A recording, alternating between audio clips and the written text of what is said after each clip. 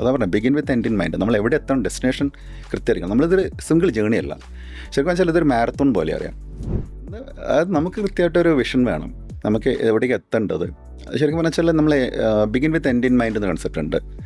നമ്മൾ എവിടെയാണ്, ഇപ്പോൾ നമ്മൾ കരിയർ ലൈഫ് ആണെങ്കിലും ഞാൻ റിട്ടയർ ആകുന്ന സമയത്ത് 60 years ആകുമ്പോൾ ഞാൻ എവിടെ എത്തണം എന്നൊരു ബോധം വേണം. അതേപോലെ തന്നെയാണ് നമ്മൾ എക്സാം എവിടെയാണ് എക്സാം ഉണ്ട്. ശരിക്കും പറഞ്ഞാൽ ഇപ്പോൾ ബാങ്ക് എക്സാം ആയിരിക്കുക, അതിൽ ഇൻ്റർവ്യൂ ആണ് നമുക്ക് ശരിക്കും പറഞ്ഞാൽ നമ്മൾ ഫൈനൽ ഓഫീസർ പോസ്റ്റിൽ. അപ്പോൾ ഇൻ്റർവ്യൂ പ്രിപ്പയർ ചെയ്യുമ്പോൾ നമ്മൾ അതിന് എന്ത് വേണം, അപ്പോൾ അതിന് സെറ്റ് ഓഫ് തിങ്സ് ഉണ്ട്. ഇപ്പോൾ സ്റ്റേറ്റ് ബാങ്കിൻ്റെ സൈറ്റിൽ കയറി നോക്കാം, അതിൽ 6 ട്രേഡ്സ് വരുന്നുണ്ട്. എന്താണ് ബാങ്ക് എക്സ്പെക്ട് ചെയ്യുന്നത്, സ്റ്റേറ്റ് ബാങ്ക് എക്സ്പെക്ട് ചെയ്യുന്നത്.